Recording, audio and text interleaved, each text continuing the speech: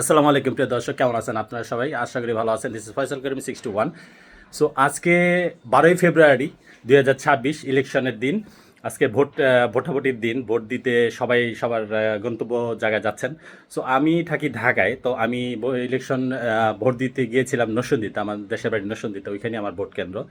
So আজকে ঈদের দিনও মনে হয় এতটা ফাঁকা থাকে না যেমনটা আজকে ফাঁকা ছিল। আজকে প্রচুর ফাঁকা, রাস্তাঘাট এত ফাঁকা, এত মানে পুরা মনে হচ্ছে যে মানে ঈদের দিন সকালবেলা যে আমেজটা আমরা পাই, সারা ঢাকা শহর ফাঁকা, রাস্তাঘাট ফাঁকা, ইভেন হাইওয়ে ফাঁকা, পুরাটাই মানে খুবই ভালো লাগতেছিল, খুবই ভালো লাগতেছিল।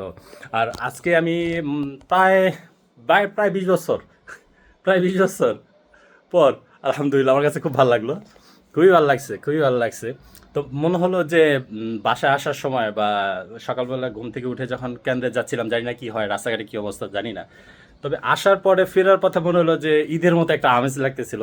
মনে চাইছিল যে বাসায় যে বলি ফিরনি পায়েস, হ্যাঁ, শ্যামাই ট্যামাই রান্না করার জন্য। সো খুবই ভালো লাগছে, আশা করি আপনাদেরকেও ভালো লাগবে। আপনারা যখন বাসা থেকে বের হবেন দেখবেন রাস্তাঘাটে পরিষ্কার, মানে পুরা নিট অ্যান্ড ক্লিন, কোনো জাম নাই, কোনো জট নাই, কোনো জায়গায় কোনো হ্যাসেল নাই। ইভেন ভোট কেন্দ্রেও কোনো হ্যাসেল নাই, ভোট কেন্দ্র মাসাল্লাহ শৃঙ্খলাবদ্ধভাবেই সবাই ভোট দিতে যাচ্ছে সুন্দর মতো।